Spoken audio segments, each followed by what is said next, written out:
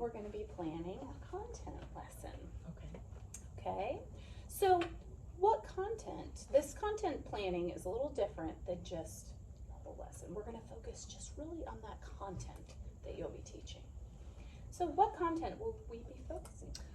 Well, I am going to be focusing on central idea this week, R 2.2, Okay. where we're going to be identifying the central idea. We're going to summarize, which is R 3.2, and we're going to identify and explain metaphors, figurative language, which is R 3.1. Okay, so what will be your main focus? Of My this main content? focus this week is going to be R 2.2, the central idea. Okay, great. So what materials will you be using? Is there a book that goes with this? We're going to use the Wonders textbook. Okay. And we're going to be focusing on the passage Earth, entitled Earth. Okay. And we're going to go paragraph by paragraph, trying to, help the kids understand central idea, being the topic plus the point. Okay, so those are the most important things, the topic and the point that you want them to understand. Yeah. Okay. All right, so what would the students need to know as far as background knowledge, like prior to your lesson? Well, I think one of the things I'm going to do to start, I'm going to ask them, what do we already know about Earth and its neighbors? And so, I mean, the kids love science and they love space. So I'm expecting that to be a lively discussion about what they know, and then we'll jump right in. Okay, all right. So how will you present the objective to the class? Well, I'm gonna have it up on the board, annotated. Oh, I'm gonna okay. have the benchmark annotated, because some of those words, especially in my class, the kids might not be familiar with some of the words. I already have my anchor chart made. Okay.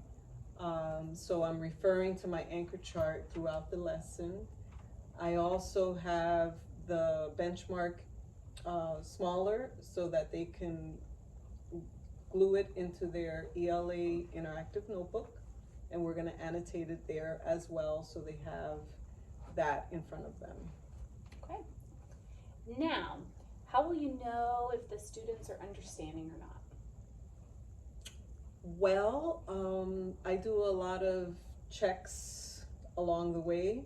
I also have up on my the top in the front of my classroom, I have a 1, 2, 3, 4. 1, I don't understand at all.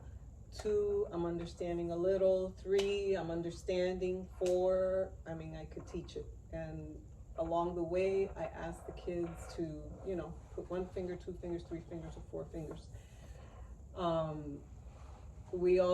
I also have little paragraphs, like I could use as an exit ticket, where the kids, right on the little paragraph, it has what is the main idea, and it asks them what's the topic, and then they underline the evidence in the paragraph that will help them figure out what the point is, what is being said about the topic in the passage.